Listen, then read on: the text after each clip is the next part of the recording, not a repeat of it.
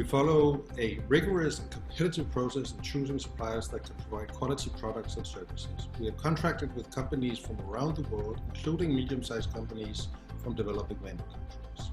We have also contracted partner organizations that can provide logistics and quality control.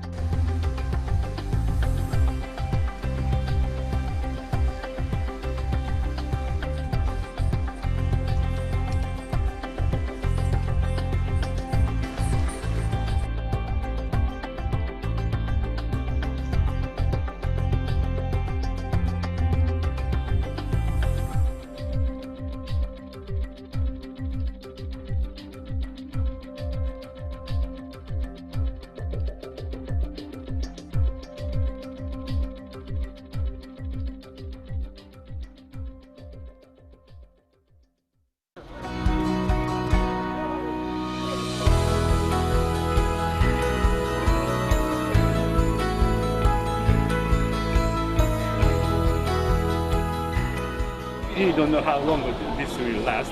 We hope it will be over very shortly.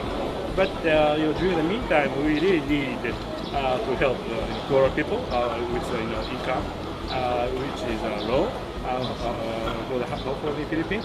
So we decided to provide assistance, to provide necessity of food and other things for the people. To get comfortable for the next couple of weeks.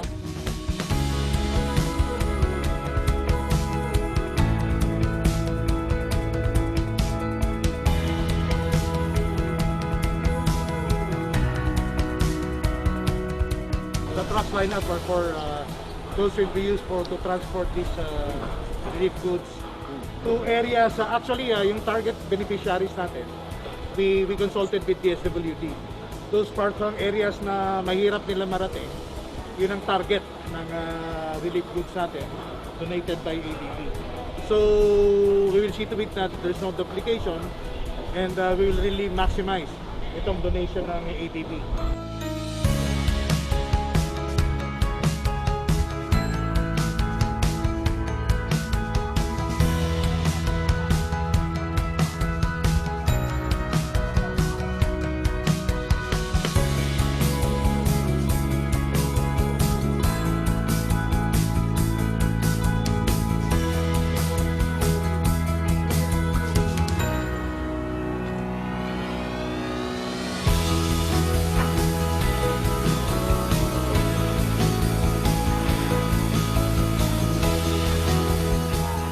Salamat naman po kami, mayroon pang mga nagbigay po ng mga ng relief food, kaya tawa ng Diyos din po, nakaahon din po sa hirap, crisis po.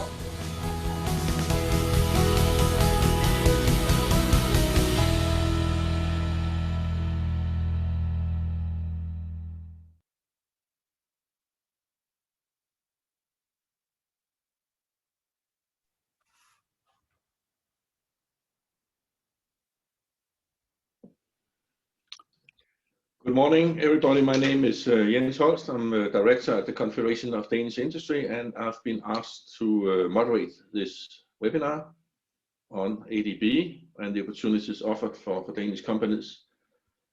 Before I come up with some practical remarks, I would like to leave the floor for Executive Director Mr. Finn Mortensen from the Public-Private Partnership State of Green for the introductory remarks. Please, Finn, the floor is yours. Thank you. Thank you very much, Jens, and good morning to everybody and afternoon to everybody from Copenhagen, Denmark. As Jens said, State of Green is a public-private, not-for-profit partnership in Denmark between the Danish government and the major business organizations. We facilitate relations with international stakeholders and serve as a one-point entry to knowledge about Denmark's experiences with a green transition and green Danish solutions. The Asian Development Bank, the Danish Trade Council, Confederation of Danish Industry, and State of Green have taken the initiative to host today's initiative to share the opportunities which lie in working together with the ADB and engaging in the upcoming pipeline. As some of you will know, there are many great green solutions in Denmark which can contribute to the goals of the ADB. In Denmark, we've been through a green transition over the past 50 years, moving from a situation where we were totally dependent on fossil fuels some 50 years ago towards becoming a zero carbon country by 2050. And most recently, Denmark has put up a very ambitious goal, namely to reduce our CO2 emissions by 70% by 2030. With us on today's webinar, we have a number of Danish companies who all work within the fields of green transition, be it smart cities, renewable energy, energy efficiency, or water. So I think there'll be plenty of opportunities to discuss what kind of solutions we can provide from Denmark. And with these words, I will hand back to Mr. Jens Holst Nielsen, the Director of International Trade and Market Development of the Confederation of Danish Industry. Jens, back to you. Thank you, Finn. Before I introduce the first speaker, a few practical remarks. Firstly, I would like to encourage the speakers to limit your interventions to the time slots that have been allocated for you. I've been asked to be pretty tough and to intervene in case you should exceed those time slots. Also, please keep your microphones muted when you're not speaking. And for the participants, most probably there will not be time for questions in between the presentations, but at 10:10 Danish time and 4:10 Asian time, we have reserved 15 minutes for Q&A. We invite you all to use the chat function to ask questions along the way. There's a bit of delay from when you type your questions to us being able to see them on our screen, so please start typing as soon as you have something on your mind. Once we reach the Q&A session, I'll make sure to read all questions out loud.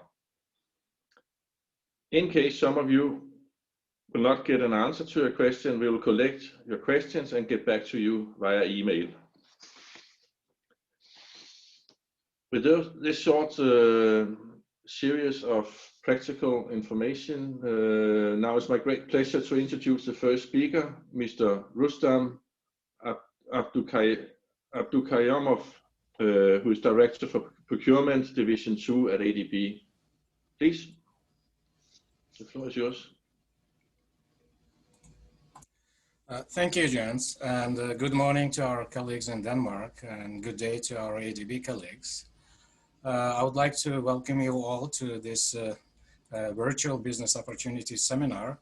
And first of all, I would like to thank our host organizations, the Ministry of Foreign Affairs of Denmark, State of Green, and Confederation of Danish Industries for helping us to organize this virtual event.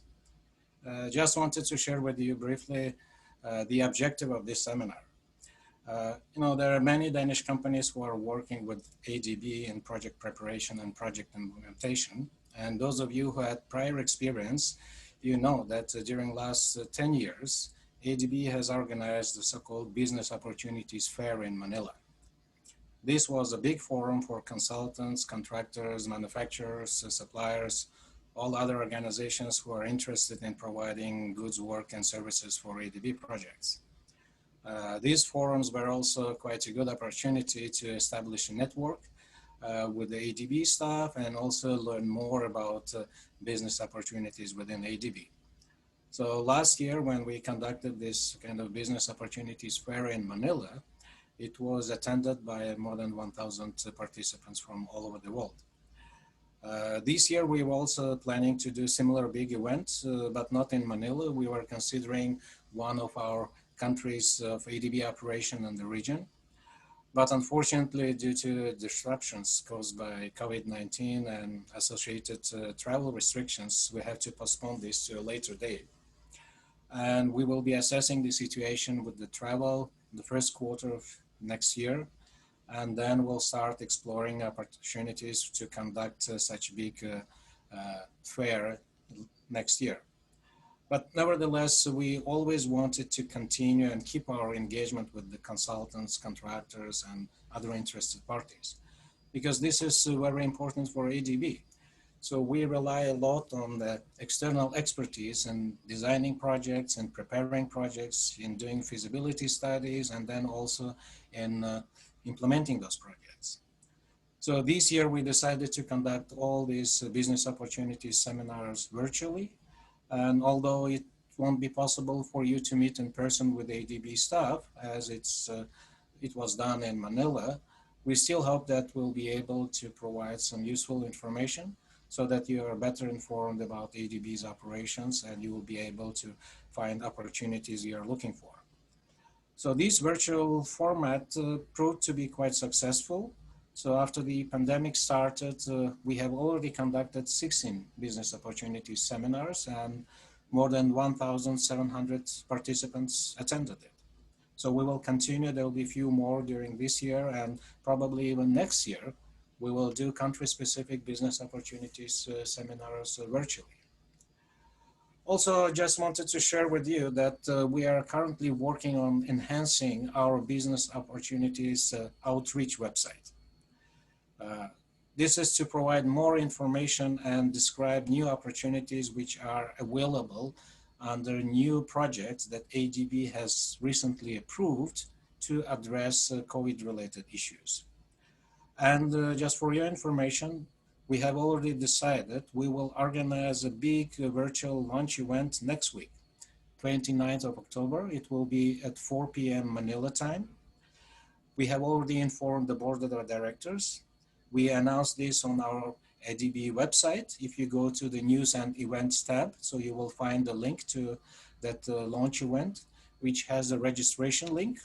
So you could register there.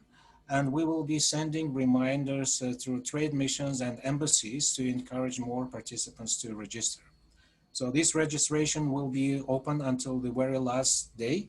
Even on the day of the event itself, you will be able to register. So please consider participating in that event because we are inviting some external speakers who have experience working with ADB in providing consulting services.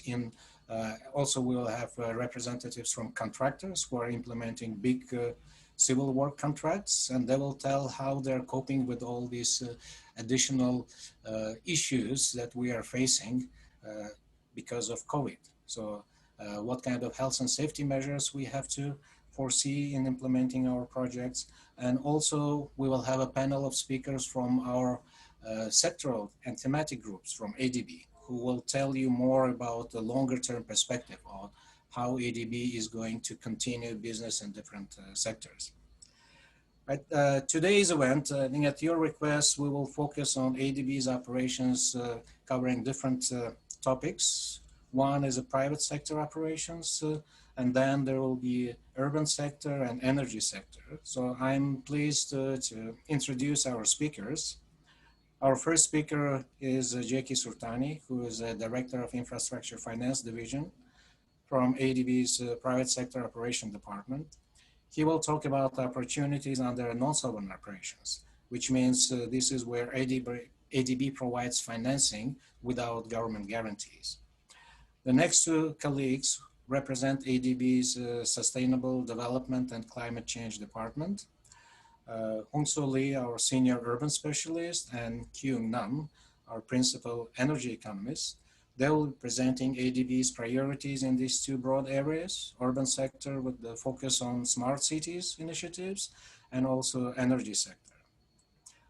Following that, we will have our colleague from Procurement Department, Stefan Besadi, Senior Procurement Specialist, who will present to you ADB's procurement framework, based on which all procurement is done. He will explain about procedures for procurement of goods, work, and services. And he will also share some information with you on how to find business opportunities under ADB projects. So our aim, as I said, is to continue collaboration with the business communities around the world. And despite of the new challenges caused by COVID, we still want to have our dialogue because we value our cooperation with business partners in preparation and implementation of our projects. I hope you'll find this event useful and it will help you better understand the ADB's business model, how it operates, And finally, I hope with all the information we will be sharing with you today, you eventually will be able to win contracts and ADB projects. Together with ADB, you will contribute to better lives of thousands and millions of people in Asia and the Pacific. So thank you very much for your participation. And now I will hand back to Jens. Thank you. Thanks a lot, Rustam. And now it gives me great pleasure to introduce the next speaker, who's Jackie Surtani, who's Director for Infrastructure Finance Division 2. And Jackie, you will give us a brief presentation of ongoing and upcoming business opportunities within ADB's regional departments. Please, Jackie. Thank you, Jens and Rustam. Can you all hear me okay? Yes, very clear. I will keep it to the perfect. I'll keep it to the 10 minutes allocated. Could we put up the slides, please? My name is Jackie Surtani. I'm the Director for private sector operations in East Asia, Southeast Asia, and the Pacific. I have a counterpart who covers the other part of Asia, which is Central Asia, South Asia, and West Asia. So from Bangladesh onwards is Mr. Shantanu Chakrabarti, and from Myanmar onwards is my region. So as Rustam said, I'm focused on private sector infrastructure projects. So this is the part of the bank that finances projects that do not require a sovereign guarantee. We'd love to work more with the Danish community. I mean, the two names that I'm familiar with is Copenhagen Infrastructure Partners and Vestas, and but certainly would love to hear and welcome more interest from the Danish community. If we could move to the next slide, please. So this is just the team that I have. We cover from different locations. I'm based in Manila. I'm actually in the office today. It's a very empty office, by the way. But I have Hisaka Kimura, who's based in Beijing, which covers China and Mongolia. We have a strong team based in Bangkok under Daniel Wiedmer. There are 10 people based in Bangkok that cover the greater Mekong region, which is Thailand, Myanmar, Cambodia, Laos, and Vietnam. And this is becoming a more active area, part of the region for us. Then the next one is Yuichiro Yoi. He's ex-JBIC, covers Indonesia and Malaysia. And last but not least, I have Ms. Alex Burrell, who covers the Philippines and the Pacific. So it's a diverse team, not all based in Manila, Bangkok, Beijing, Jakarta, and Sydney, and that we need to really be on the ground to source more opportunities. Next, please. So this just gives you an overview of the last 10 years of the kind of transactions we've done in my division. You can see we're very active in China, and Thailand are probably our two biggest markets in the last 10 years. But increasingly enough, Indonesia is up there, being the fourth largest country in the world in terms of population, as well as what, if you saw this slide in a couple of years' time, I anticipate a lot more activity in Vietnam. Next, please. What I quickly plan to do is, I don't plan to go through every single slide in detail, but this just gives you the next 10 slides very quickly, gives you a quick snapshot of the kind of projects that we have done. So before we opened up, you may have seen a video on the bank's support during the pandemic. This first deal is for a company in China, China Gas, to provide additional LPG facilities within the epicenter in Wuhan. So this is something that we did very quickly and signed on the 31st of March this year. Next. This one is and I note the opening comments about Denmark's move towards renewable energy, and we were very proud to do a solar project in Mongolia, our first private sector project in Mongolia. Next. We are also focused on transportation, and I think some of you all are based in Bangkok, but we're very excited about the Bangkok metro system, which kind of is looking to resemble the London Underground.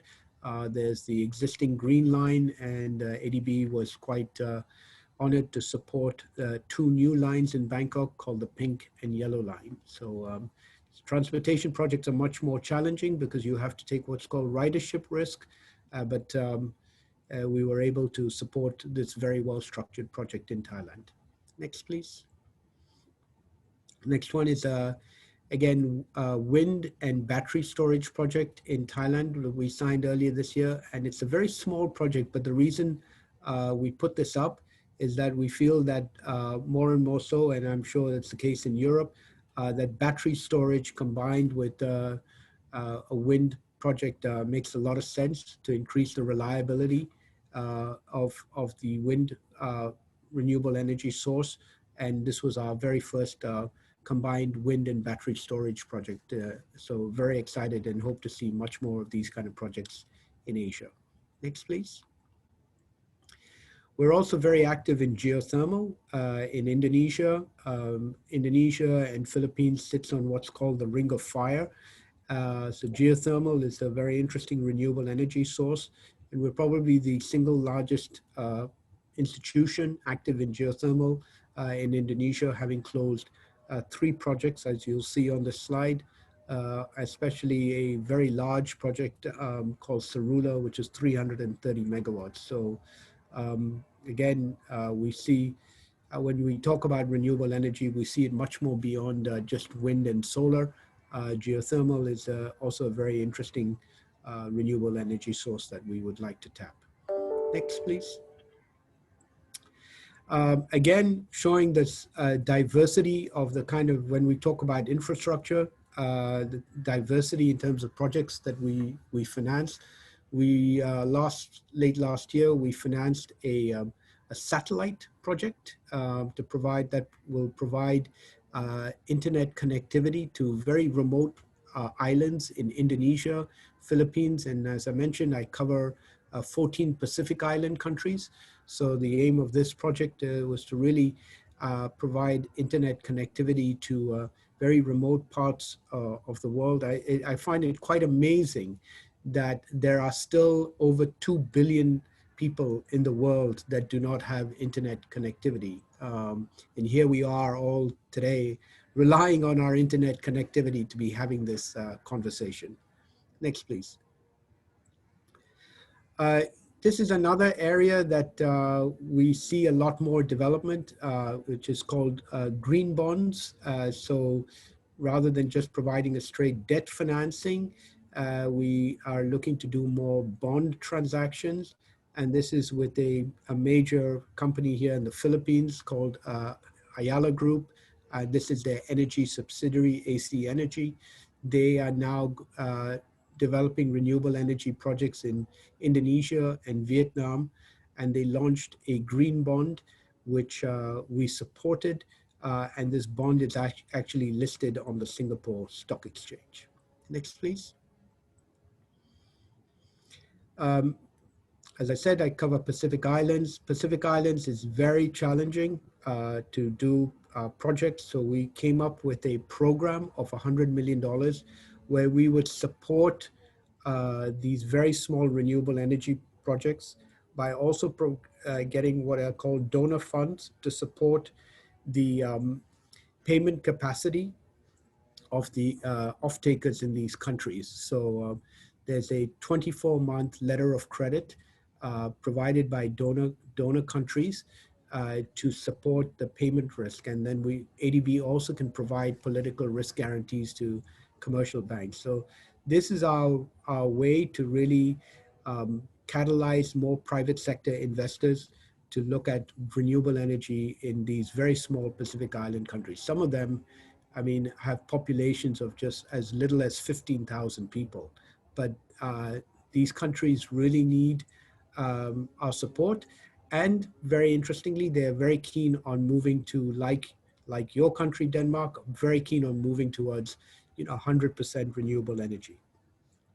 Next, please. Another idea on renewable energy, which we were very excited about, was we did a floating solar project in Vietnam. And what's really good about this is it combines two renewable energy technologies, which is solar power, but it's floating on a hydro reservoir. So what's great about this is that when you have a lot of rain, you can rely on the hydro project. But when you have some sun, you can also rely on the solar project. And what it also does is in a number of these countries, land is very scarce and needed for agriculture. But by placing this on 8% of an existing reservoir, you combine two renewable energy technologies, you save land, there's the interconnection already. So we see a lot of potential for floating solar projects in Asia. So something we're very excited to see moving forward. And the last case study, next please, is again, all my previous examples have been debt transactions.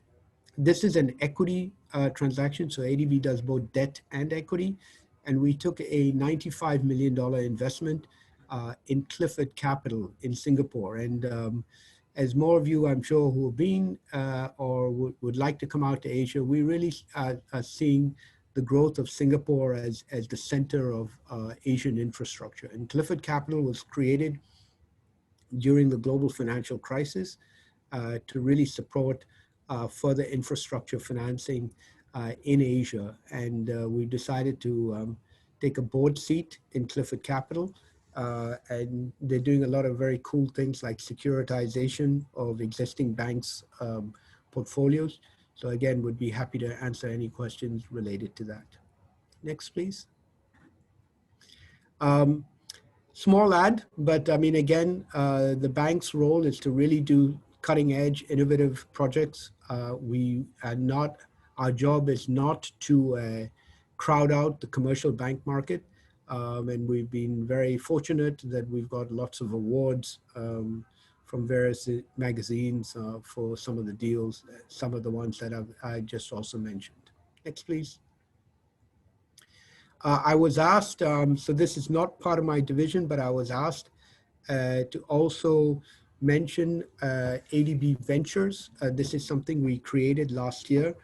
This is a small venture arm for really very small support on like highly technology startup type projects. So this is not something I cover, but certainly if there's interest from any of the companies that are listening to this, then this is a way for us to really just provide really small amounts of money for really startup companies that are focused on climate finance and the like. Next, please. That was it. Jans, I hope I kept to my timing. And almost. Thanks a lot, Jackie, for sharing this amazing series of very meaningful projects with us here today. I think they deserve a lot more attention. Now we'll dig into some specific areas, and the first one is smart cities, covered by Hong Soo Lee, Senior Urban Specialist from Urban Sector Group. Please, Hong Soo, the floor is yours. Yes, can you present my slide? Good afternoon, this is Hong Soo at Urban Sector Group in Sustainable Development and Climate Change Department. Actually, it's my honor to share and present Urban Sector's work and our portfolio for your Danish companies' business opportunities. Next slide, please.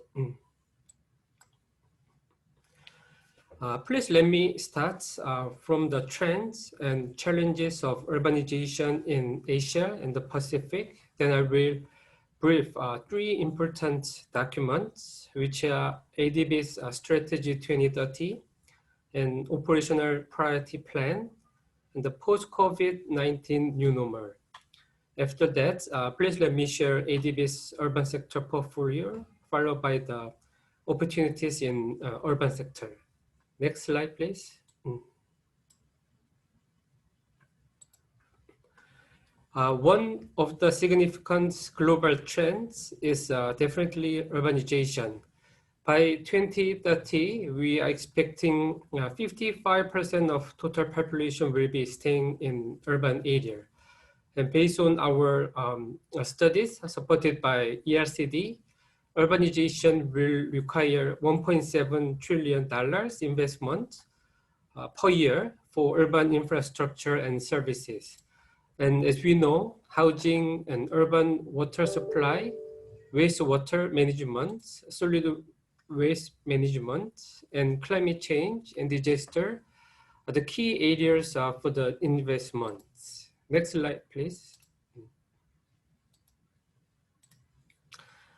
To quickly summarize the strategy 2030, our vision is clear: to achieve prosperous, inclusive, resilient, and sustainable Asia and the Pacific.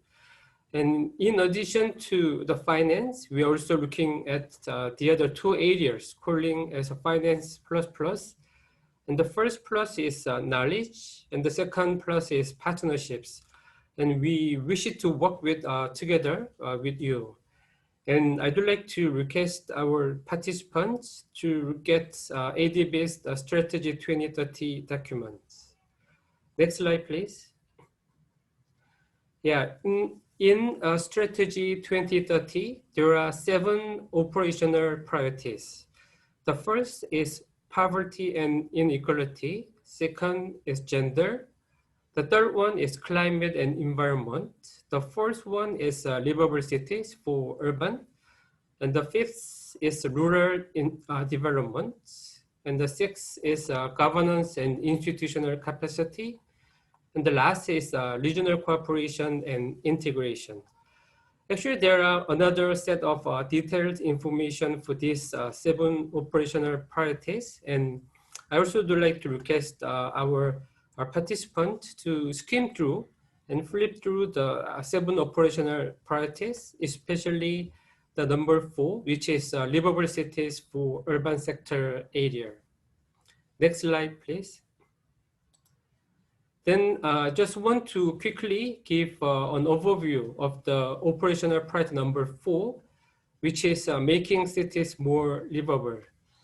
There are 3 pillars, 3 key outcomes. The first one is more for infrastructure and services, specifically to improve the access, quality, and reliability of services in urban area. And second is to strengthen the urban planning and financial sustainability of cities. And the last one is to improve urban environment, climate resilience, and disaster management of cities. Next slide, please. And the third document, in order to guide cities' response to COVID-19, actually we recently published post-COVID-19 guidance notes for livable cities on immediate term and short and medium term actions. And this is one of the extracted parts for a quick summary.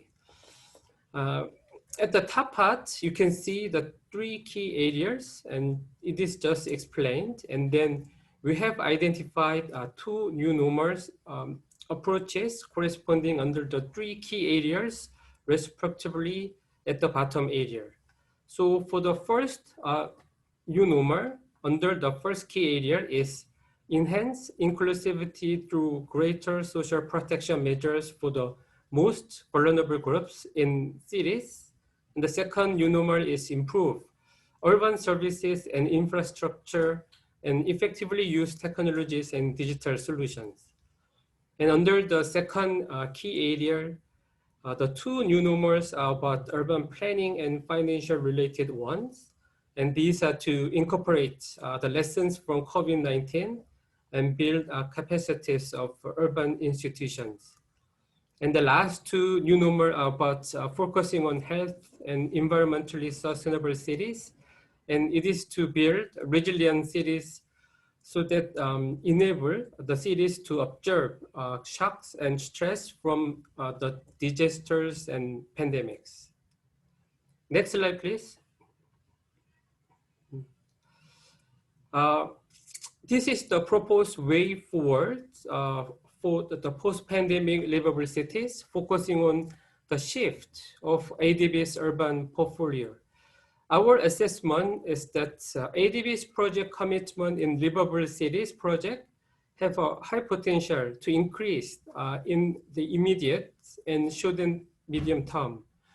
Livable cities project are likely to see the increased focus on areas such as first, integrate the urban planning process strategically with the lessons from COVID-19.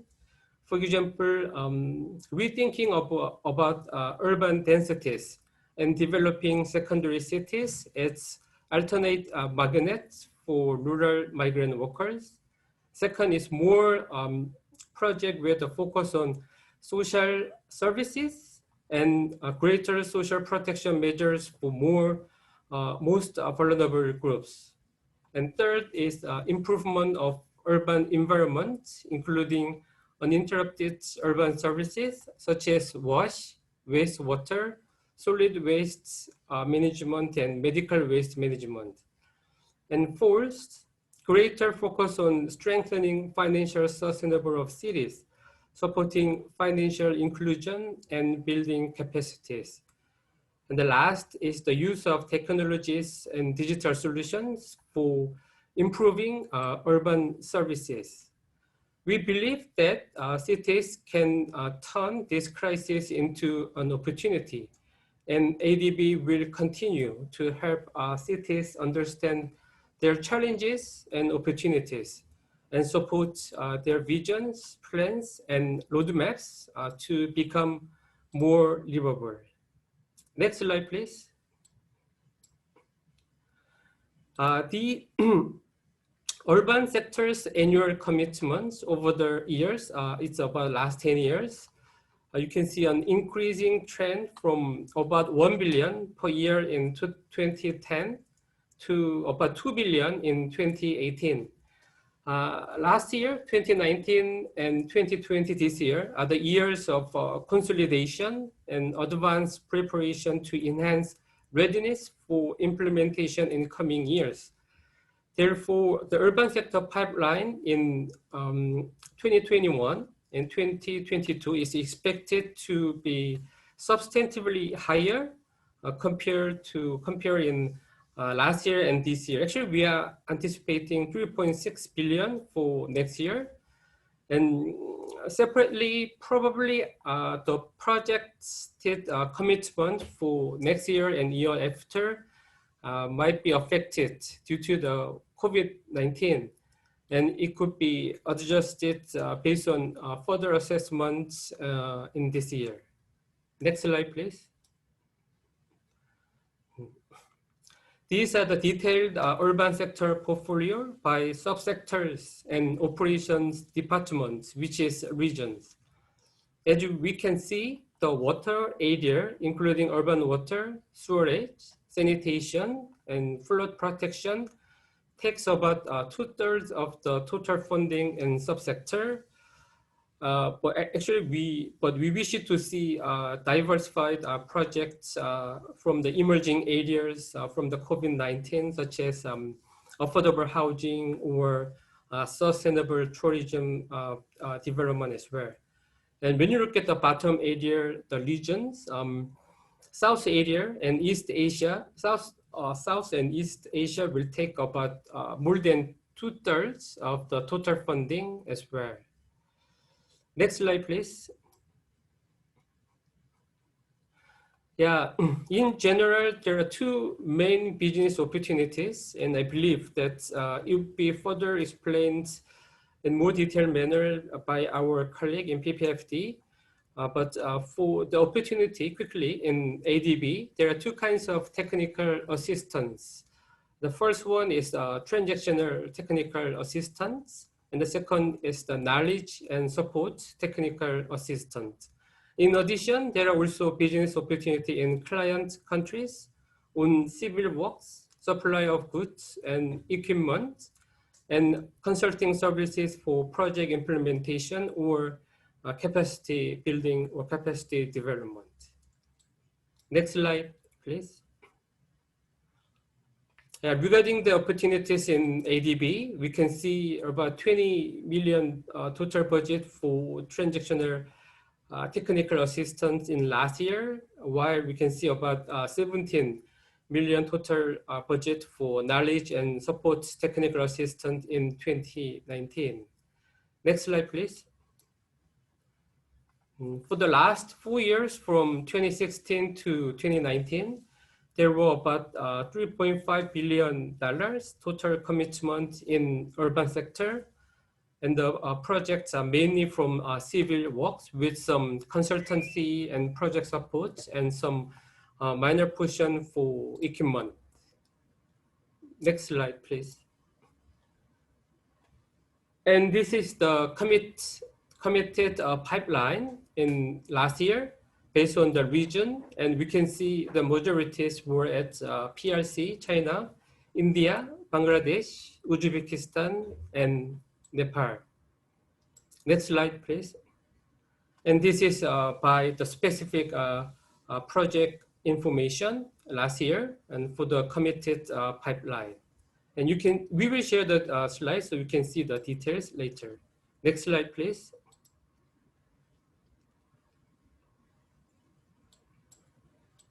Yeah, and this is the committed and ongoing pipeline in this year, urban sector, based on the region, and we can see the majorities at India, Bangladesh, PRC, Myanmar, and Philippines. Next slide, please.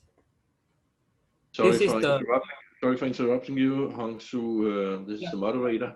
Can I please ask you to jump to the last slide and sum up? Okay. Then, yeah, this is about this year. And then when you look at next two slides, this is about next year, year 2021. When you look at slide 18 and 19.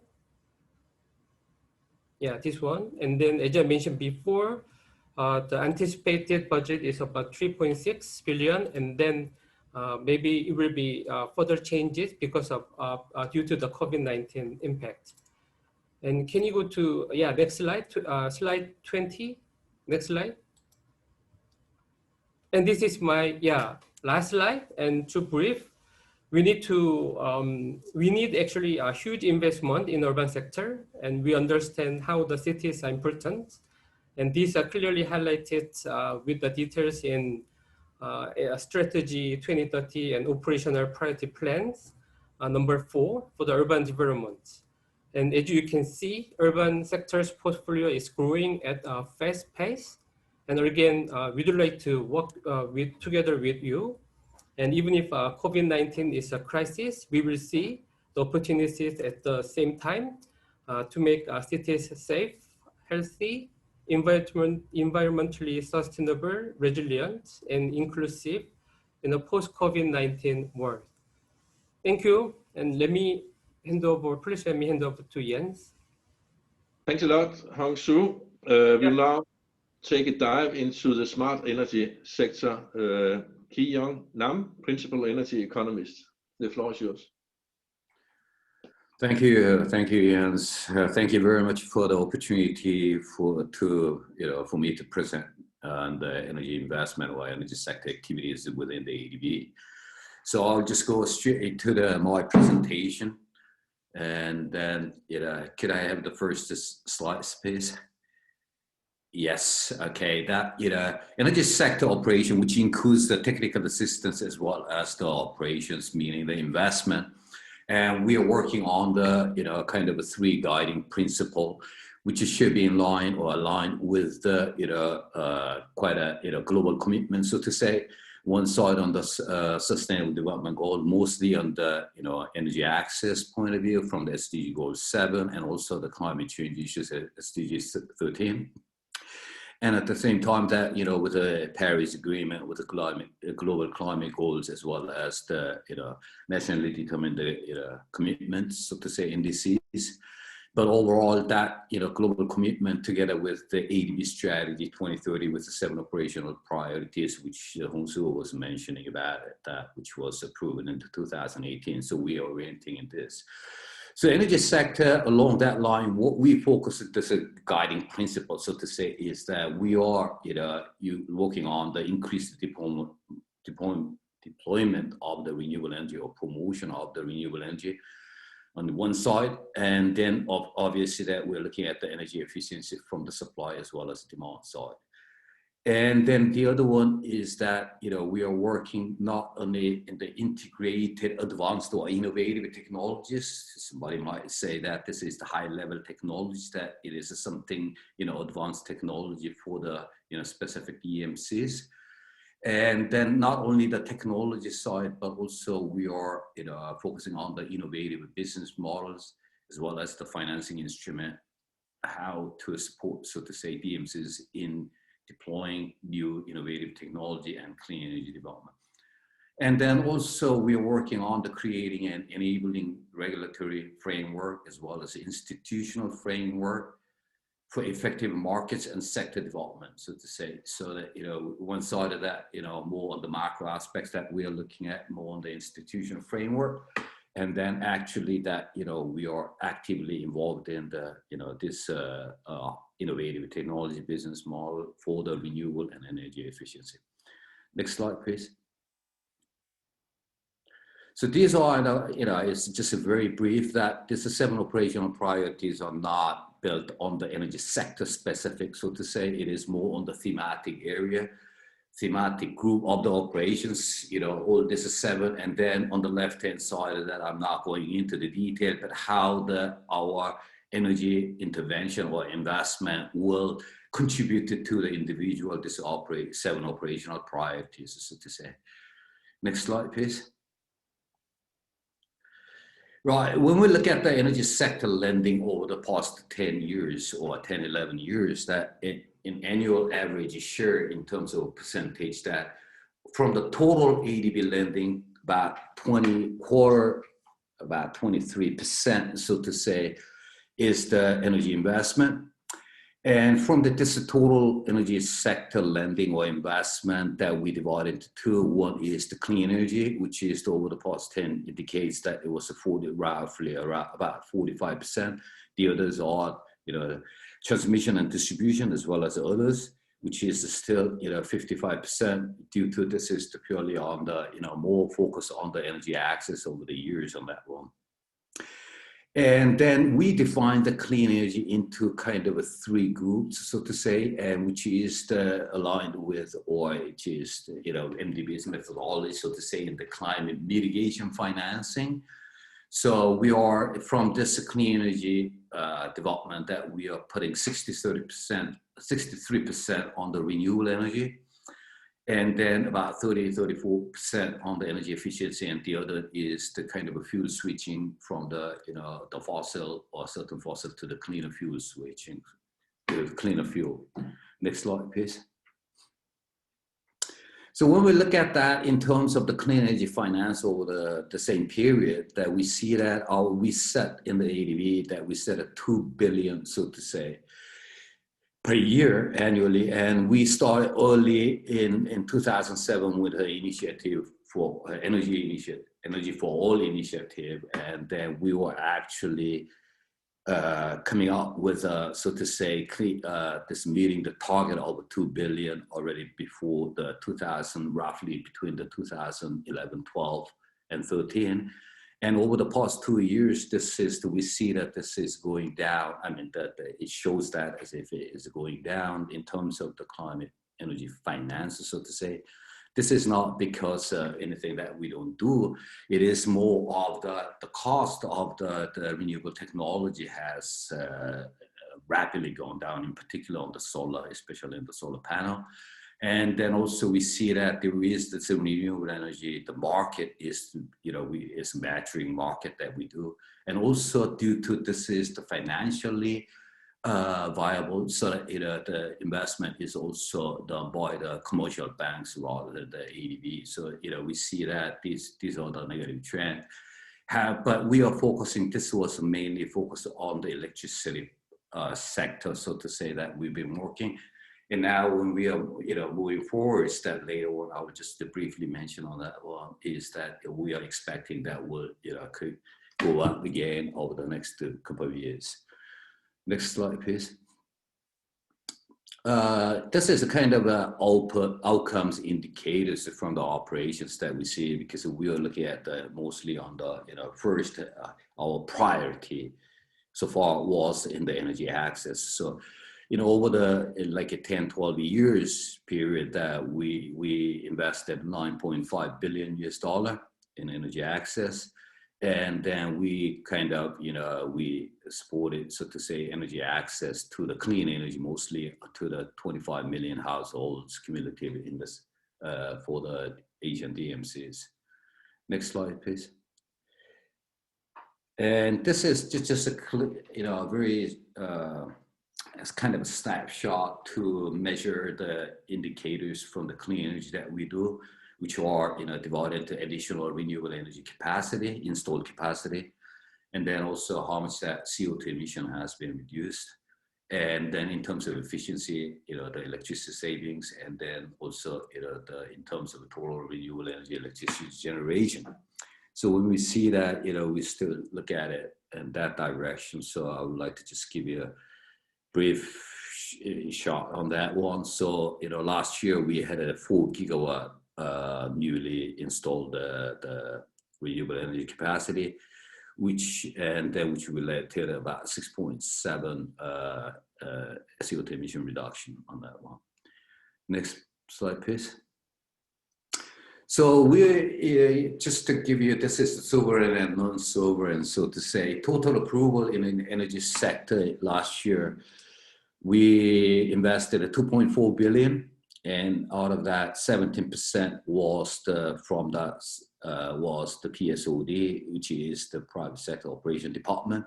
So it is a private department with a non-sovereign operation. We had about 17% on that one. And when we look at the total climate mitigation finance, mostly the energy sector is on the climate mitigation finance according to the MDB methodology, and less on the adaptation side, so to say. So we have 1 billion, which I showed at a previous graph figure, and which includes about 30% coming from the private operations, private sector operations. Transmission distribution projects, which is not really considered as a climate finance, but we account the lending of the 52% last year from the energy sector lending, so to say. And then in the table, so to say, it is a breakdown to between the different departments that the ADB has, like a Central West Regional Department, East Asia, Pacific, Private Sector Operation Department, and South Asia and Southeast Asia. So when we look at that, in terms of that, last year we see that it's still, a lot of them we did it pretty much on the South Asia, followed by the East Asia, mainly China, and some Mongolia, and then Central West countries, DMCs, so to say. Next slide, please. Yeah, this is a very simple that, in terms of a number that, how many projects that we have done for, in line with the operation priorities, so to say. So this is just to give you the snapshot on that one. Next slide, please. Yeah, so this is a project lending, in fact, how we see from the 2020 to 2000, I mean, from now on until, to end of 2022, based on the, our work program and budget framework for the 2020 to 2022, that, we are roughly having that, in general, the energy sector operations is roughly about, in compound average is, so to say, is the 5 billion. And we're expecting something like, 6 billion, but again, it may change. But we are putting about 40% on the clean energy and transmission distribution, 43%, and then other sector, institutional, regional projects, all this. So we have about 1 billion. And then what we're saying that, over the next 2 years that we are expecting about 5 billion per year. and with the clean energy representing, up to about 50% of lending, which will go, and definitely the private sector operation will increase according to our work program and how we see that. Next slide, please. And how we do forward looking in the energy sector for the next 2 years or even further is that first one that which we didn't put here is that, okay, so far until now, more or less that we were focusing, our focus of the investment was on the electricity sector. But now given that, and that we have achieved, a very good, so to say, accomplishment on the electricity access, but while the Asian and the Pacific region, we have roughly 1.7 billion without access to the clean cooking and cooling as well as the heating. So we're looking at, beyond the electricity sector, that we're looking at the other sector as a whole, energy for all. And then definitely the increase in clean energy investment, certainly that we'll do the development and demonstrate. We are also conducting quite a number of the pilot projects now. We are doing something. We had one in the Philippines in the off-grid distributed renewable, and also we are in progress of having a pilot testing of the hybrid with the mini hydro, with the solar, with the battery storage, with a power, so to say, frequency controller, so to say. So, we are doing the new renewables beyond just the solar PV and onshore wind, so to say, and part of the solar, floating solar, off-grid, offshore wind that we're looking at also, and then also, different types of the biomass, storage, carbon capture, storage, utilization. So, all different, even also hydrogen renewables that we are considering, and then we are working on that one. And then also, over the past few years there, we were not really putting so much effort or so activities on the energy efficiency. Mostly what we did was more on the supply side, but we are focusing more on the demand side, energy efficiency. That's where my apologies for interrupting. Can you please sum up? Yeah. This is just the one. Yeah. And then, we're looking at more flexible, resilient, and smarter technologies that we're looking at. So support the deployment of the ICT, digital application, certainly the smart grid and the decentralized energy system, and obviously energy storage in the T&D subsector. And most importantly, that we are doing with the strengthening the multi-sectoral approach that we are looking at, something like it is existing, but energy, water, nexus, and then also energy transport with the e-mobility, and also how we use it in the other education and health sector, so to say. So next slide, please. Yeah, these are just the indicative clean energy projects. So still that we have it on the list, so to say. This is just a brief to show that. And I think that's the end of my presentation, and I'm happy to respond to any question on this energy sector operations. Thank you. Thanks a lot, Kiyoung. I've been asked by one of the participants if the slides will be shared after this webinar, and I think on behalf of ADB that I can confirm that, right? Oh yeah, I mean, from our side, everything should be shared to all the audience, participants, definitely. Okay, excellent. On that note, it's my pleasure to leave the floor for Stefane Besardi, Senior Procurement Specialist, and you will do a 40 minutes presentation on the procurement processes and systems. So please, the screen is yours. Thank you very much, Jens. Can you hear me well? Yes, very clear. Okay, very good. If there is any sound issue, I will stop my video connection.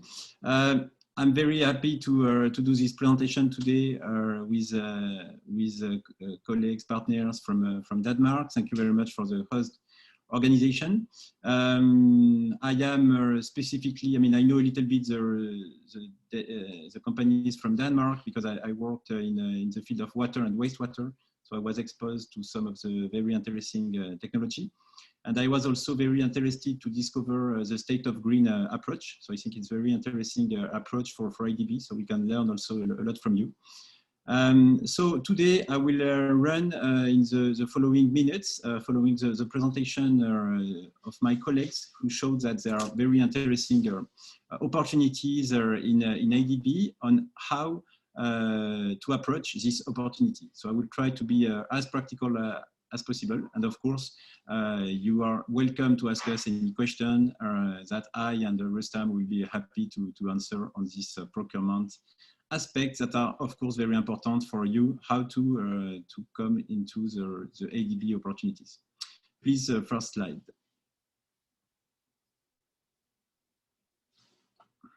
Thank you. So basically, I will first explain what is the ADB briefly, and who are the main suppliers so far of ADB according to the different countries. Also, I will cover the ADB procurement framework that has been revised a few years ago, and that is now fully operational to introduce a new principle. Then I will go through practical tips on how to access to basically bidding opportunities. And finally, I will go also on how ADB has reacted regarding the COVID context and what are the COVID-19 opportunities to support further the countries to react to this very dramatic epidemic in some cases. Next slide, please.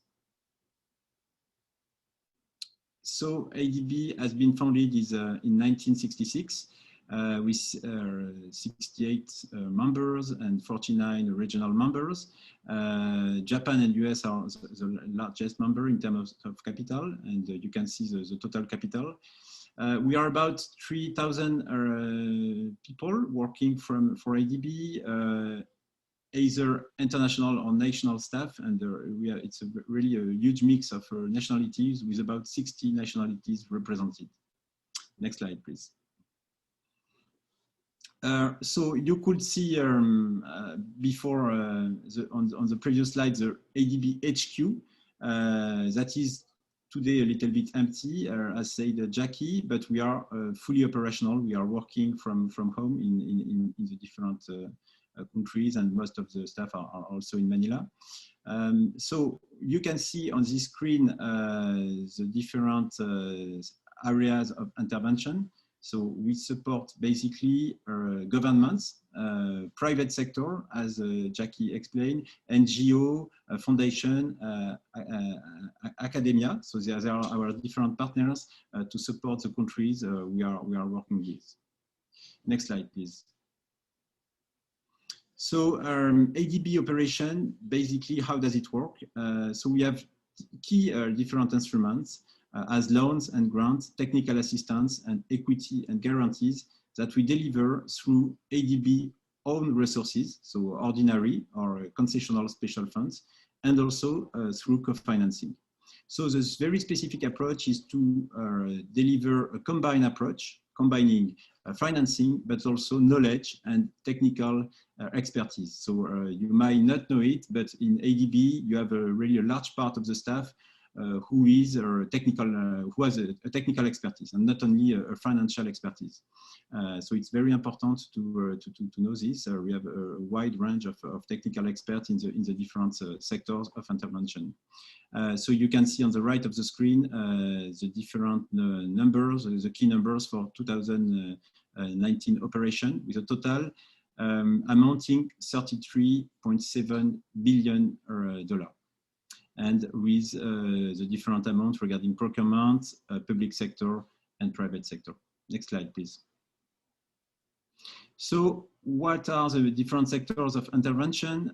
So some of these sectors were presented before, but you can see that traditionally there is a huge part going into energy, transport, But it's also moving because you have also growing part concerning education and health that will be also a growing sector considering the context. And you can see also a large part for industry and trade and public sector management. Next slide, please. So you can see the repartition of ADB operation by region. You can see here according Central and West Asia, South Asia, Southeast Asia, East Asia, and Pacific, and also regional, so transborder support. Next slide, please.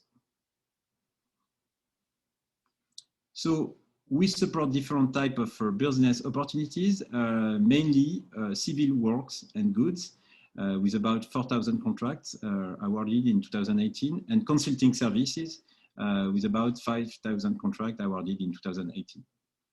Next slide, please. So basically, to be practical, supply of goods mean machinery, equipment, computer, furniture. Civil works, it means that we are engaging the construction of roads, railway, bridges, water treatment plants, wastewater treatment plants, airports, pumping station, heating plants, really a wide range of infrastructure. Regarding consulting service, so in line with these different projects, we have accordingly the technical expertise to define and implement this project at the different stage of the project cycle that we will see after. And also we have non-consulting services to also implement the other key activities as survey, training, event management, translation. Next slide, please. So you may see the top suppliers by member state. So it's a little bit what we saw before on the slide by showing the different regions.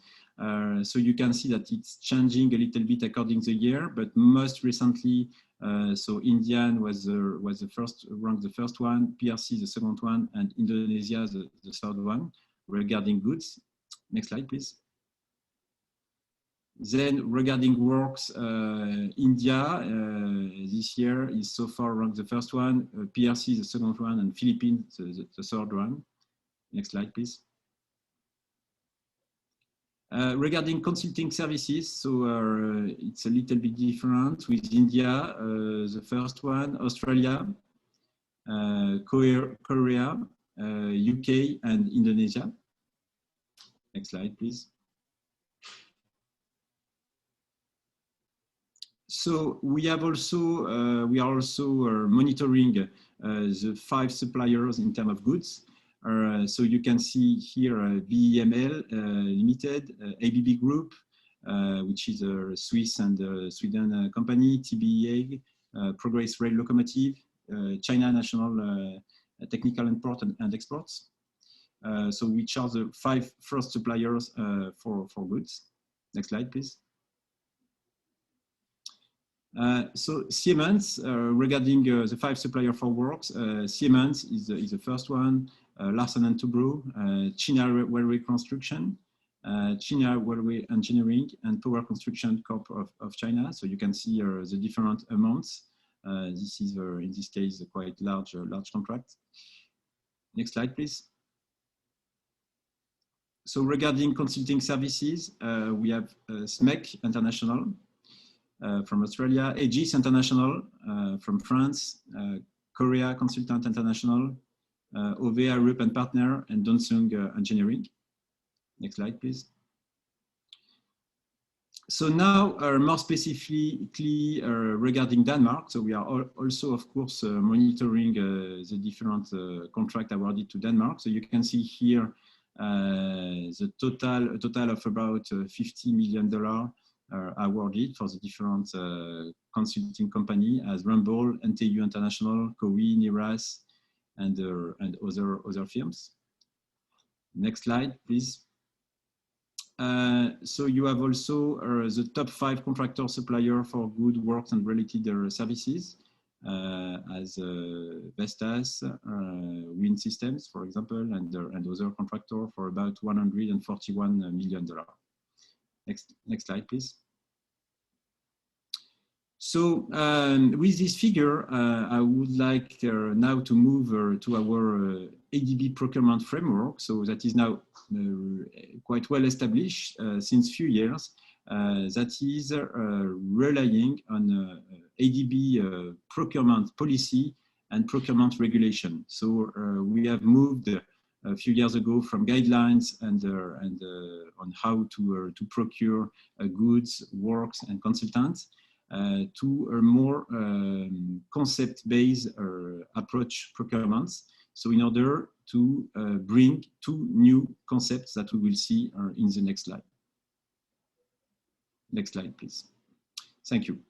So you may see here that aside of fairness, economy, efficiency, and transparency, that are key elements of ADB procurement process, it has been added quality and value for money.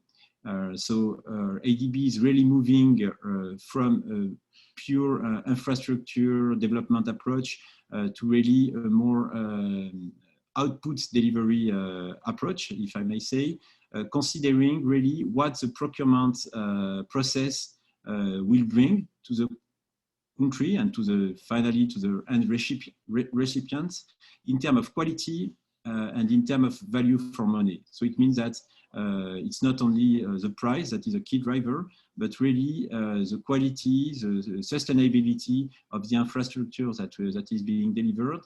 And what is the value for money? So it means what is a fit for purpose approach will deliver to the end user as value for money. So it's really a key transformation on how the procurement process really focus also now on these two aspects. Next slide, please. So you may see here in the procurement cycle that there are possibility to enter into the project at a different stage. So first, the country partnership strategy. So we'll come back on that later, but it's really a key document for ADB that is really defining the project strategy. So you are really invited to download it from our website and to read it if you want to work in some countries, because it's very important for you to understand the country strategy developed with governments and different consultants and organizations. And also so from this strategy to project conceptualization, procurement planning, bidding, bid evaluation, contract award, and implementation, there are a huge scope of opportunities. I want to add on this something very important is that now with this new approach being delivered since 3 years, the strategic procurement planning is defined since the beginning of the project. So it means that it strongly modify or improve the way the project is designed, because how the project can be procured is considered since the beginning of the contract and of the project preparation. So it's a very important aspect, which is where we introduce also this quality and value for money principle. Next slide, please. So to be now practical, because we have also to be practical on how do we procure the different services. So first we implement the technical assistance grants and staff consulting in order really to start the different feasibility studies and different project preparation where consulting opportunities may arise. Of course, the procurement activities are implemented by the executing agency, but ADB review it hand in hand to ensure the compliance of these policies with the different regulation in place. Open competitive bidding is a preferred option, and as I said before, technical and financial bid elements are considered. So it's not only a price that is the key factor, but technical approach and how the company, the consultant on the construction companies has understood the different challenges of the country and what is targeted is also very important. Next slide, please.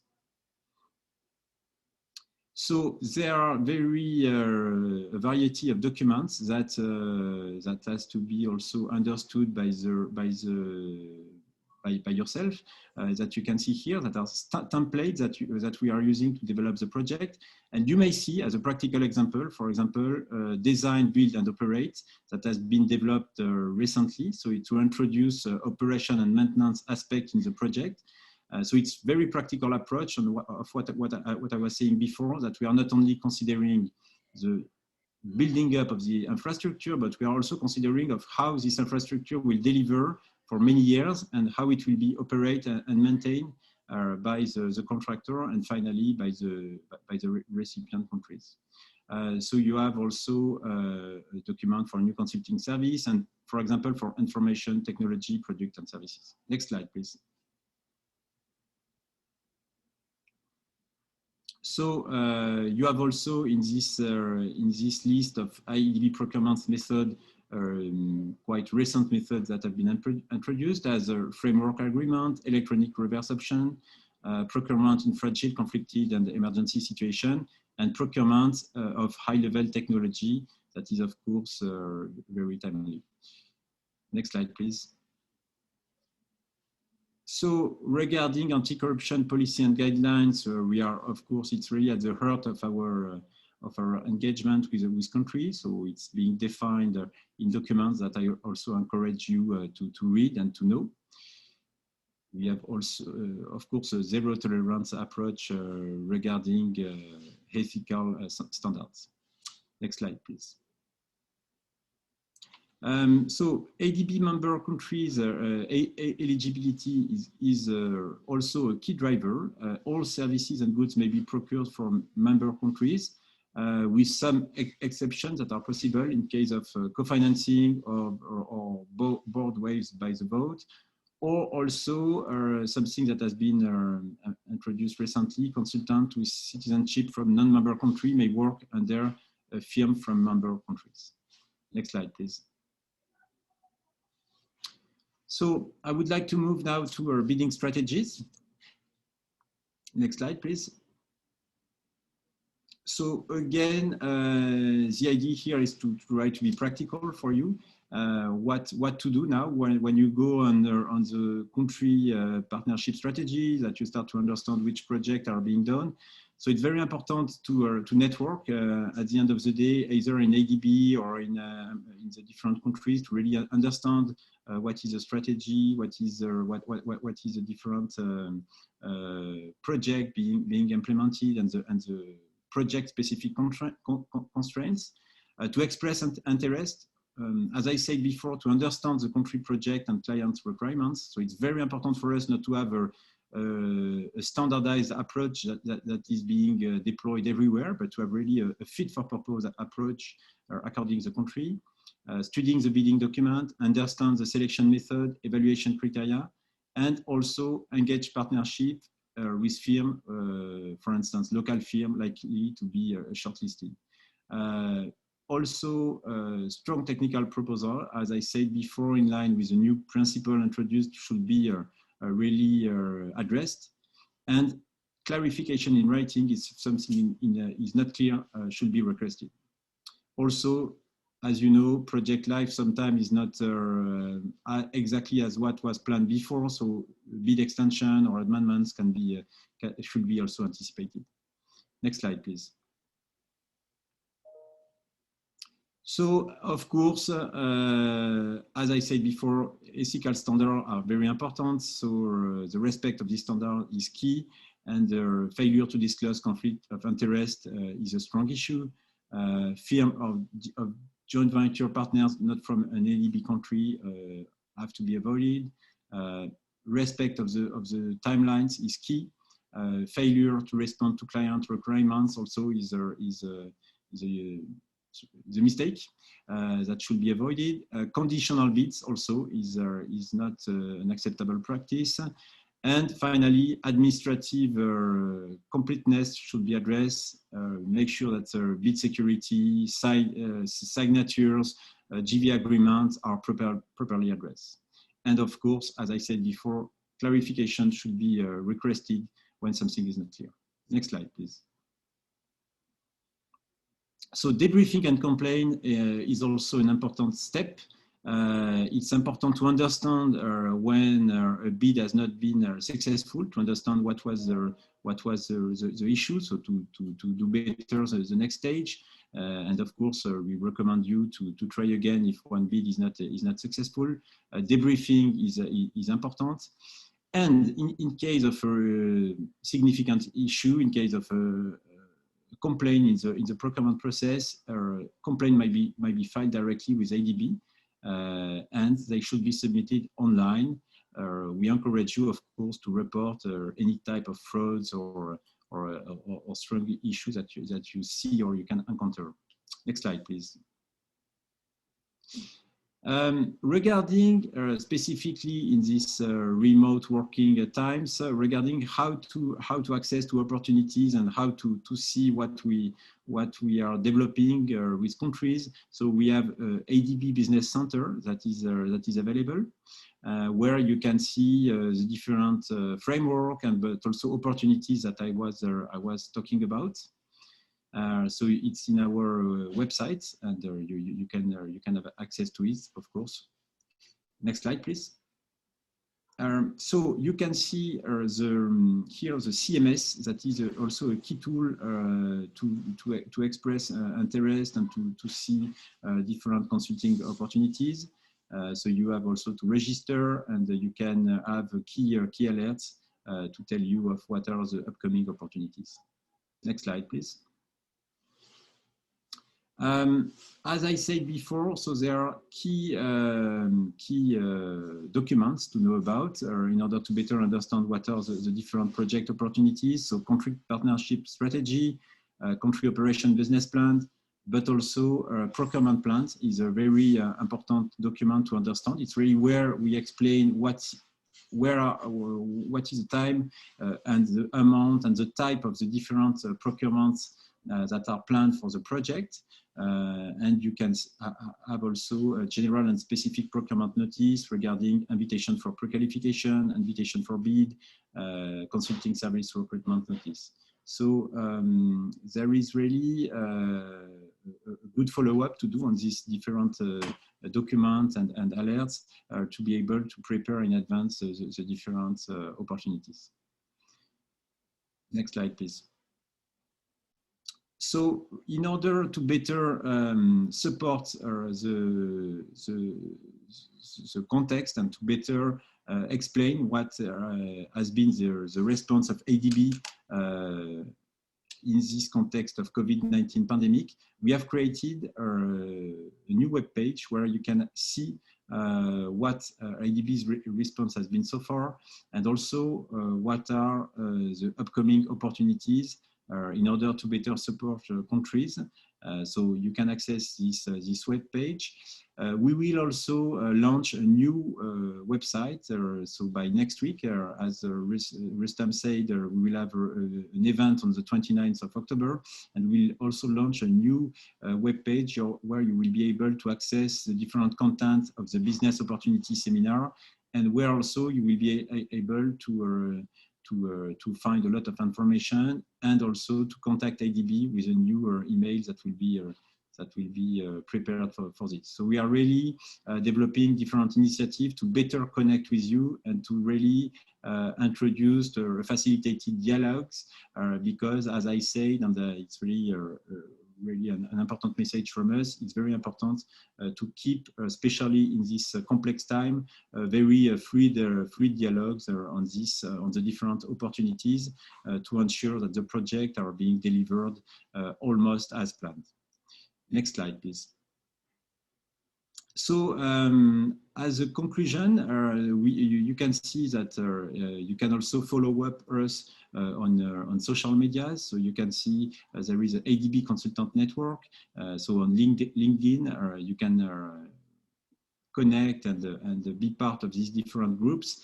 And it's where you can see all the upcoming opportunities regarding, for example, events like today, where we keep you updated of the different procedure and process change that we may have. So you are really most welcome to follow up this our activity on these links. And of course, as I said, we are really trying to have a dialogue. So don't hesitate to contact us. You have my email address on this. On this page, or you can contact any of my colleagues, and we will be more than happy to answer your questions, and also during the upcoming now Q&A session. Thank you very much for your time, and happy to continue the discussion. Thanks a lot, Stefan. Before we open for questions and answers, we'll have a case provided by the Danish company Ramboll, who, if I got you right, is the largest provider of knowledge to ADB, knowledge services.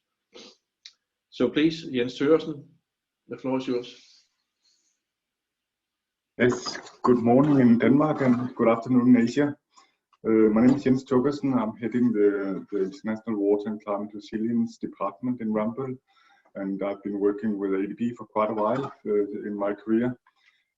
But I'm here to share with you a very interesting project we are doing with ADB, financed by the Australians.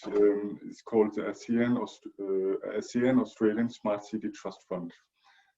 Can you open the slides? Yeah. So this project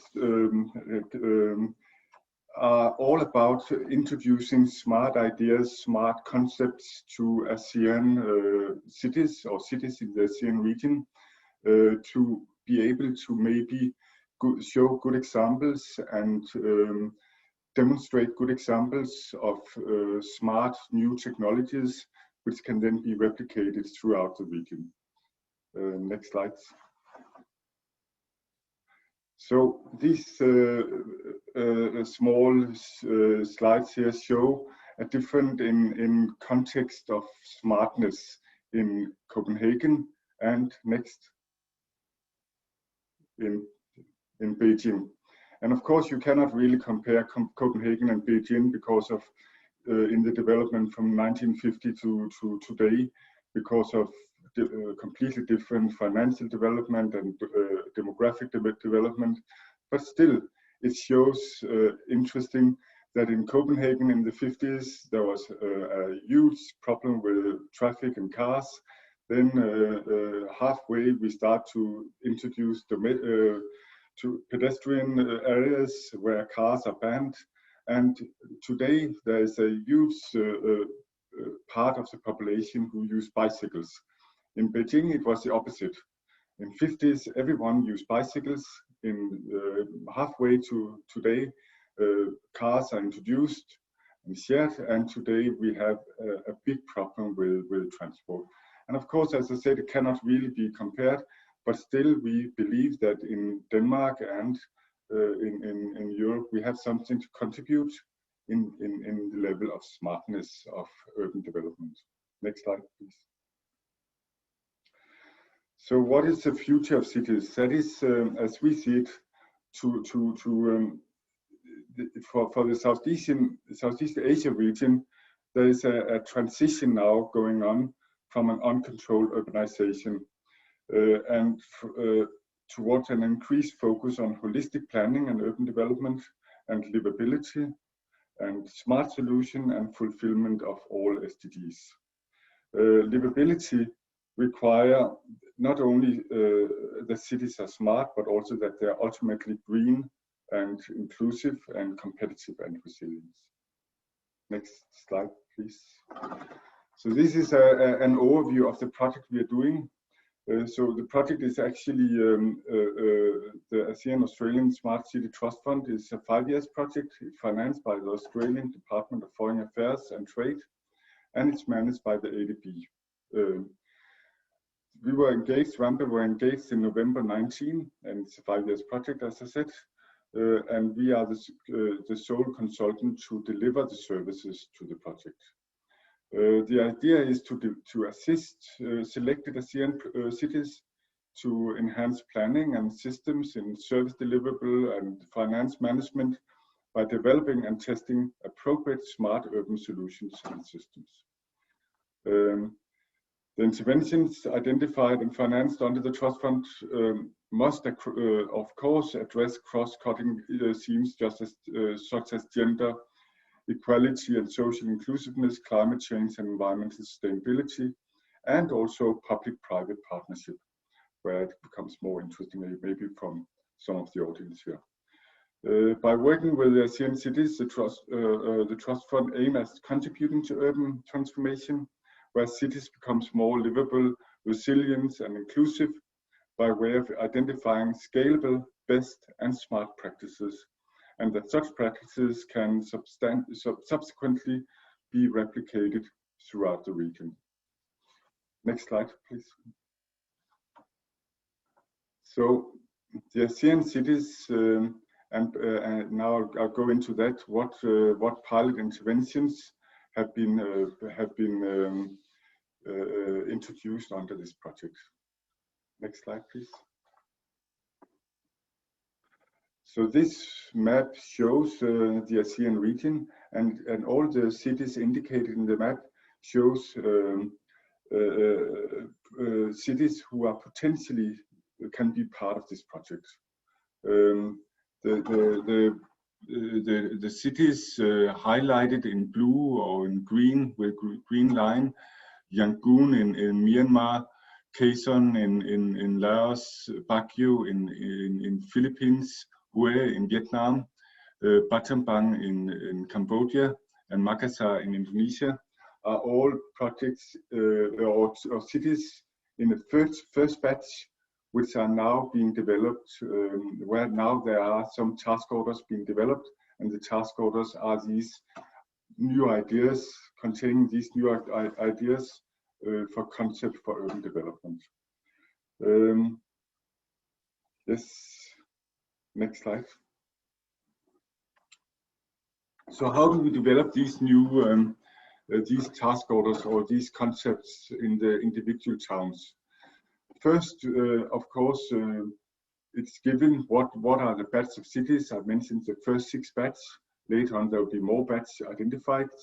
And first, we have some multi-stakeholder consultations with local authorities, governments, experts, of course, ADB, and with DFAT. And then we develop a concept paper for smart solutions. This will be in line with the city ADB and DFAT and strategies and priorities. And of course, now we are talking to the Danish audience, Danish suppliers, knowledge firms, consultants and contractors. Of course, you are also welcome to come in at this stage and come up with ideas. What could be actually smart solutions in your context or as your understanding, and we can bring that to the table in this multi-stakeholder consultation and discussion. Next slide.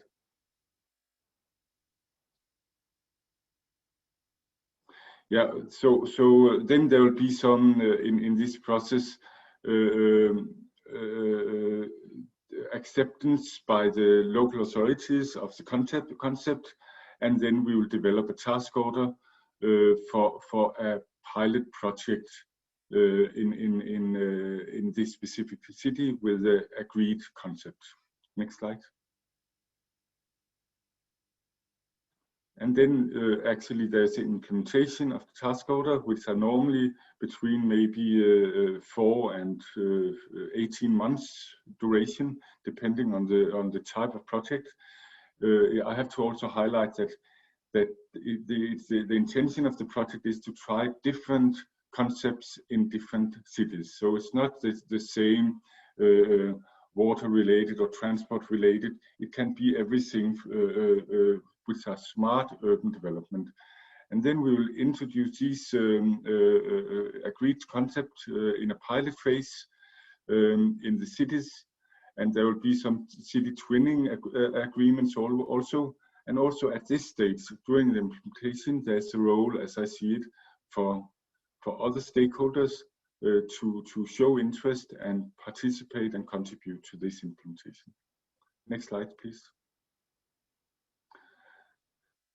We have already now identified or initiated 3 different task orders. One is in Makassar. It's about development of a smart and livable city plan, integrating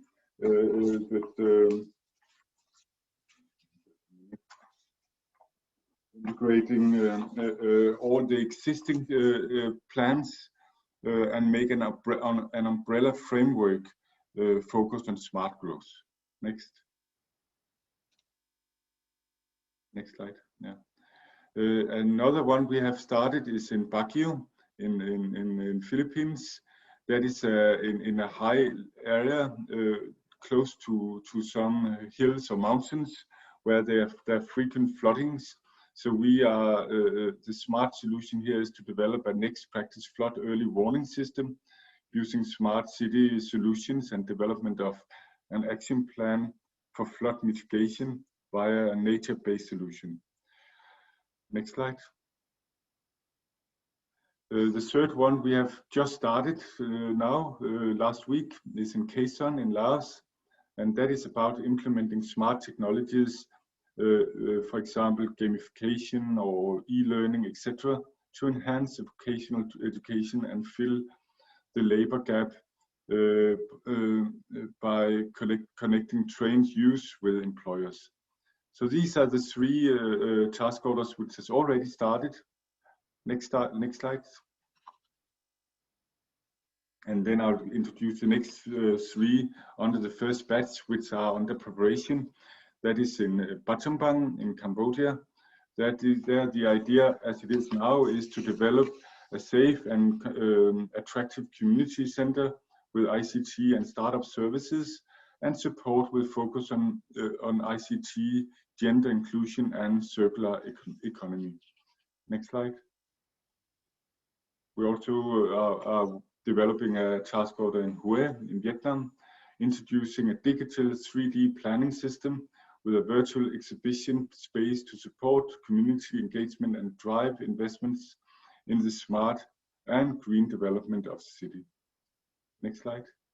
And the last one in the first batch is Yangon in Myanmar, where we will use smart technologies to monitor and maintain a high water quality and sufficient quantity from the source and to develop a financially sustainable roadmap for the water utility.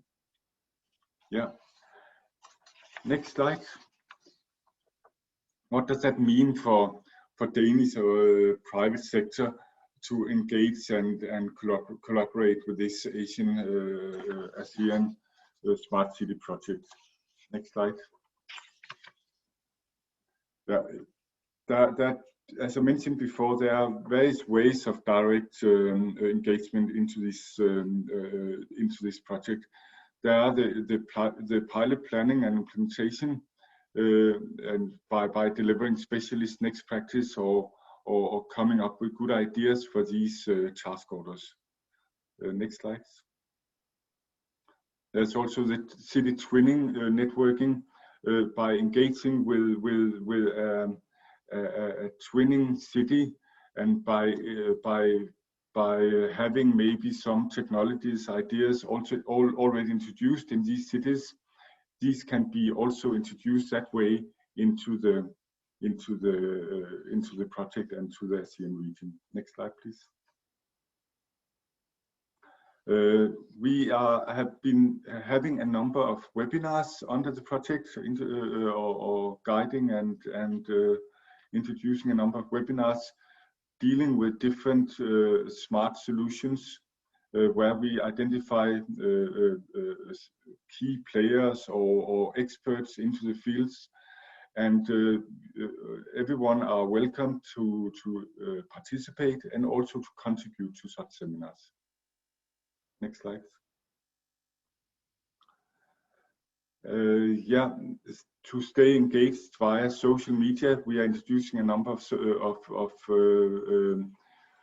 ways to bring out the lessons learned and what we are doing via different web solutions. And of course, you're all welcome to follow this. Yeah, next slide. So this is an example to where the engagement of opportunity are fully supported by the Trust Fund Innovation. We have designed a platform to foster the creativity and innovations of the private sector. The platform provides the best transparent environment for private sector to partner with Rample and to deliver a showcase next or practice smart solution to address global challenges and local challenges in the pilot cities. The Trust Fund has arranged successful webinars on a monthly basis to showcase the state-of-art solutions, and the private sector has the opportunity to share learnings and approaches and processes to an audience in Asia by signing up through the Innovative Exchange platform. Yes. Next slide, please. So this was just a short explanation of the ideas behind the project and how it's actually implemented. We have still worked only 1 year on the project. There's still 4 more years to come. So there are many opportunities to cooperate and to introduce smart ideas for urban development, which are useful for a livable or to introduce livable cities and sustainable growth. So thank you all, and you're welcome to reach out to me or to any of the key core staff of the team. Søren Hansen, who's the team leader, Hilary Sania, who is the deputy team leader, and Jakob Olsen, who is a smart technology expert. And you will get the presentation sent to you, and you have our emails and telephone numbers. Thank you all. Thank you. Thank you, Jens, for sharing this interesting project with us. Before we open the floor for questions and answers, I have to inform the participants that Jackie Surtani unfortunately had to leave due to unforeseen circumstances. So he will unfortunately not be available for answers. Nevertheless, we have already 5 questions, and I'll start with the first one here. The participants says, great presentations, thanks. What are the main differences in approach between ADB, World Bank / IFC, and AIIB? Who would like to answer that question?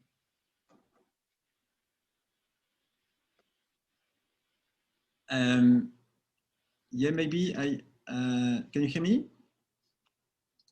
Yes. Okay.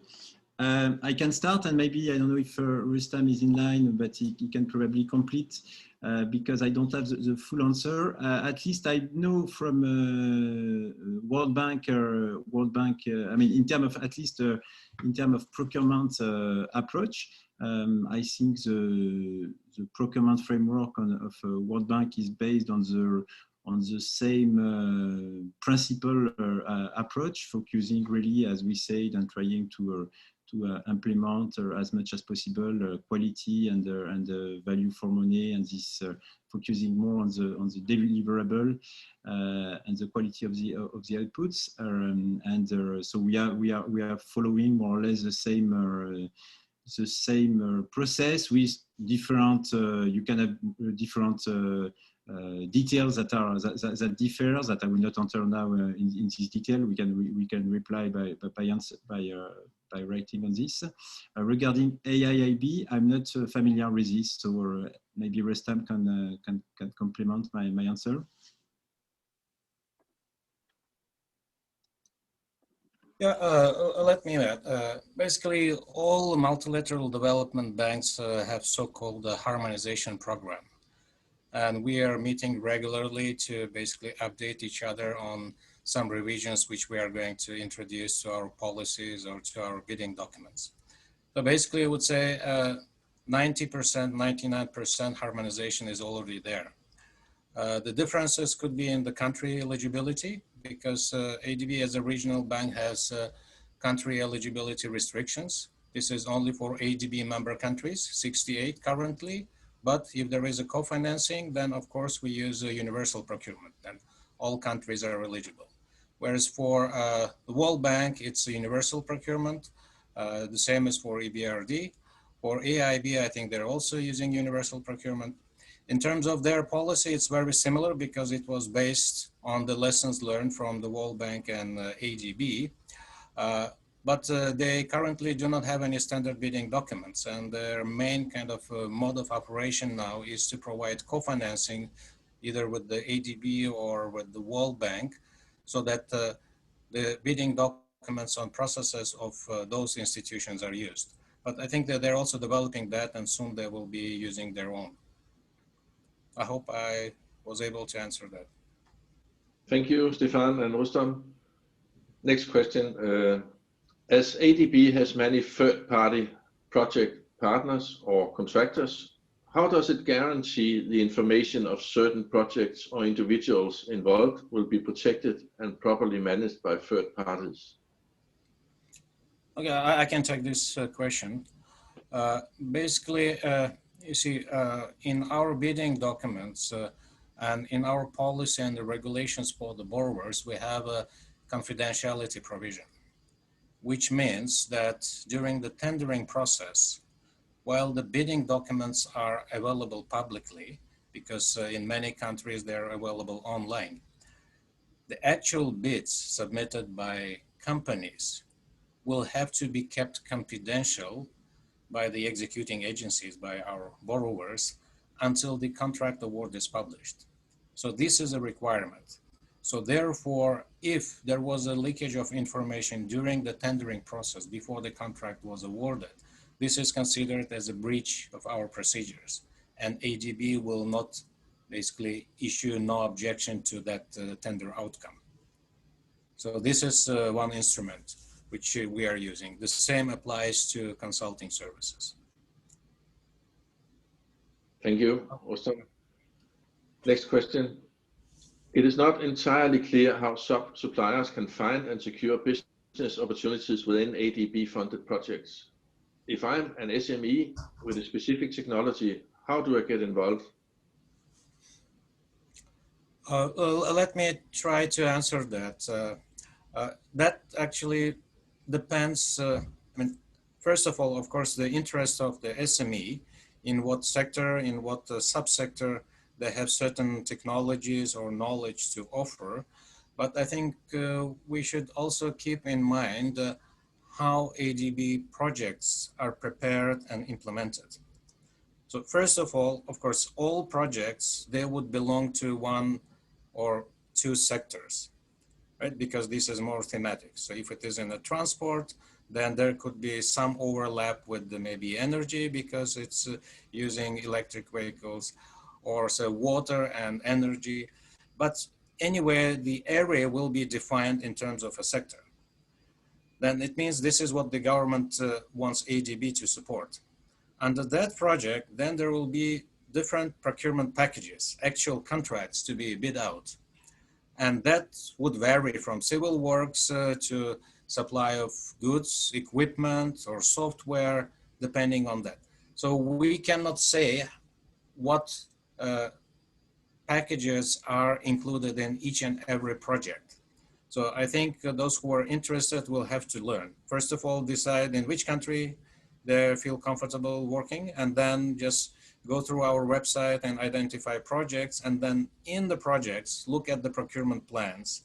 And if they see some contracts which they believe might be of interest, so then of course they could look at the list of pre-qualified contractors. We have a list of pre-qualified contractors, and we have a list of shortlisted firms. And then also it's a bit of a long-term process to understand with whom you may associate, because we publish contract award information. So that means there is a need for some kind of homework to be done in order to know who are the biggest players.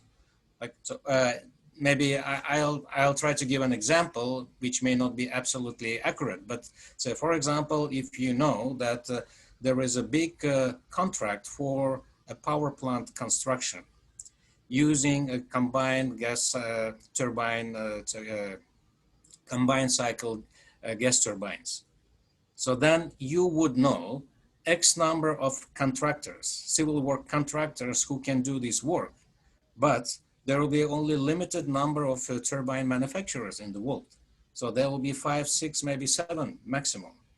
So if you have something to offer to them in terms of maybe different new softwares, or you will approach those because they will be the ones who will be submitting bids.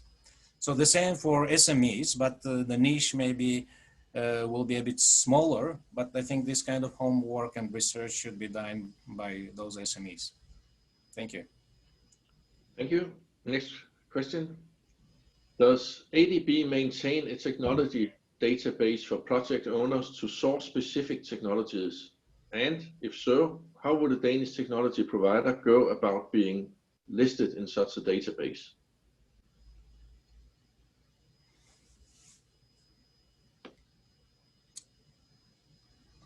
I don't know if our colleagues from SDCC have any suggestions to answer. If not, I can try to answer that. Yes, please.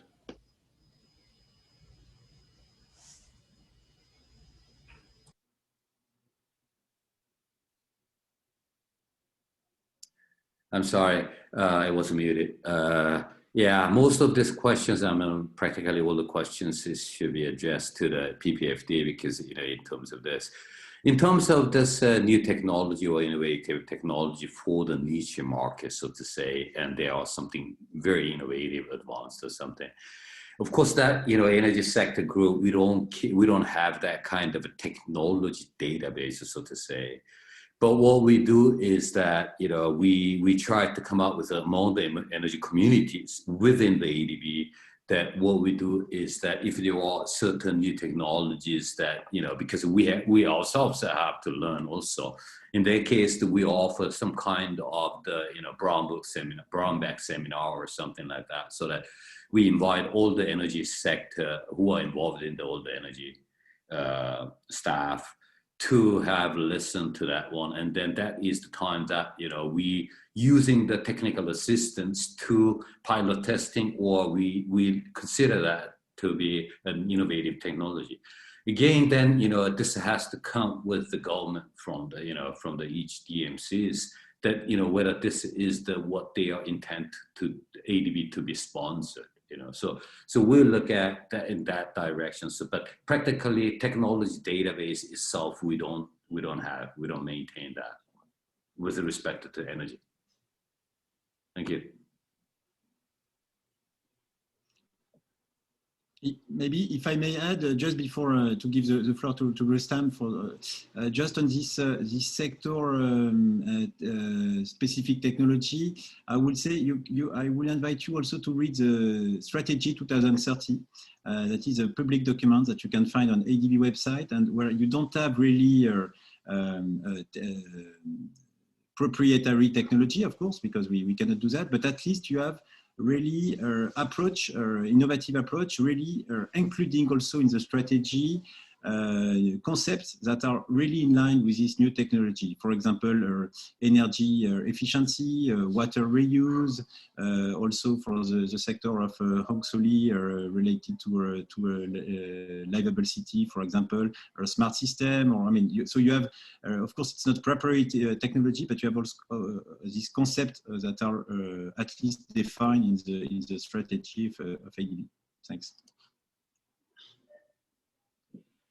Thank you. Final question so far. Maybe I think Rustam wanted to add on this one, maybe. Yeah, I can add a few words about technologies. You see, ADB as an institution, of course, is interested to promote or introduce new technologies with our border countries. But it's quite a long debate to discuss what is a new technology, what is advanced technology, what is sophisticated technology. You see, we have to understand that even if borrowers are interested to introduce something new, they want to see that technology being used effectively somewhere else. They're not willing to pilot. So piloting will be done probably by ADB under technical assistance projects at a very limited scale. But those technologies which are already tested elsewhere, and if borrowers want to introduce that, we are happy to help. But this is usually discussed during project preparation, during project concept stage.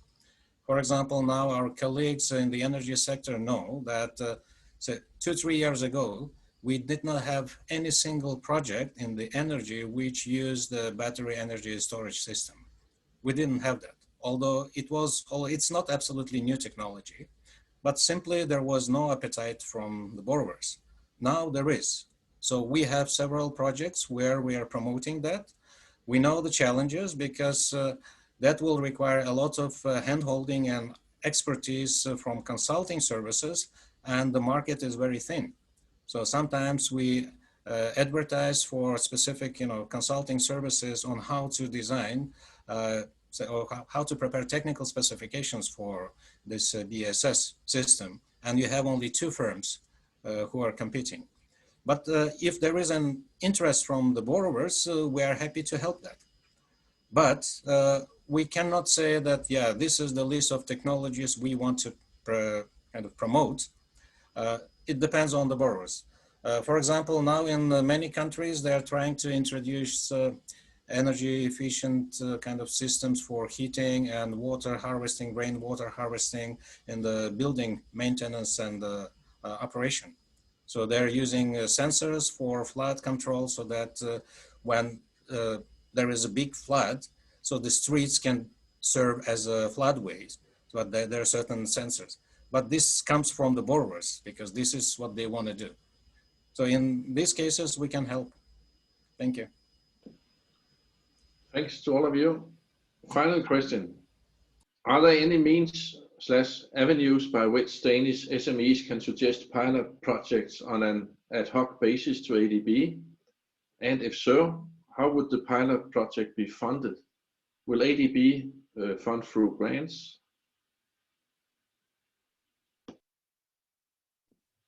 Anyone who would like to answer? I can share a little bit of information, but that needs to be double checked because I think SDCC, our Sustainable Development and Climate Change Department, they had a technical assistance which was aimed at actually piloting certain technologies, and there was some kind of document on our website which was basically describing the process. So that would be a kind of expression of interest from different entities, showing their technologies, and then there would be some kind of contests among those technology kind of proposers. And after that, only maybe 2 or 3 entities will be selected, and they would be given a chance to pilot test those technologies at the very limited scale in one particular country. Because you see, ADB is based in Manila. So even for trying or testing, pilot testing those technologies, we need the ground, we need the project site. So that means we have to still find a borrower who might be interested in that technology, because they will have to provide the land, they will have to provide the personnel, and then if pilot testing is successful, then perhaps they will be interested in a bigger investment project and will ask ADB to provide the loan money. So I would suggest to look at the ADB website, and I will also ask my staff to look at that and share information with the organizers. So I will share the link with the to the relevant webpage on our website. Thank you, Rustam. That was Maybe, the final question. sorry, if I just may add, I don't know if Ki Young and Nam want to add, but we have also, as said Rustam, so there are quite different initiatives. There is also, I know, a series of hackathon. So it's called hackathon. It's developed by our IT department. So you can find it on the website. There is one, for example, for remote monitoring of water utilities. There is one on really energy. I'm not sure, but I mean there are different topics that are ongoing, and you can find it. And if you get it's for innovative approach and technology. And if you get selected, there is a small amount of money available to develop a small pilot. And there is also our innovation team that is developing with a bigger amount of money. But as said Rustam, we'll consolidate all this information in answer by writing to give you really more detail on that. Thank you. Thank you very much. That was the conclusion of the Q&A session. We are now ready for the closing remarks provided by the Danish ambassador to Thailand, Mr. John Thorgard. And before I leave the floor for John, I would like to thank everyone. I would like to thank our collaborative partners, the Danish Ministry of Foreign Affairs, State of Green, and not least the speakers from ADB and the almost 100 participants for this webinar. So please, John, the floor is yours. Thank you so much, Jens. Yes, my name is John Thorgard. I'm ambassador to Thailand and Cambodia, but also chairman of the regional cooperation among embassies in Southeast Asia. I want to, as Jens said, say thank you to ADB for setting up this and with a great insight from your team, providing us with information about the opportunities. Also, thank you to the Confederation of Danish Industries and to the State of Green. Great partners we have here. I think it is uncertain times, and therefore it's important for Danish companies to look for new opportunities that are solid. And we got a presentation today for those solid opportunities. We can see that in this region, ASEAN, and I think there's much more we can do together if we make sure we provide this information to companies. So I was happy to see so many participants today. I am also so happy to see that there is such a great overlap between the strategy by ADB, the 2030 strategy, and the Danish strongholds.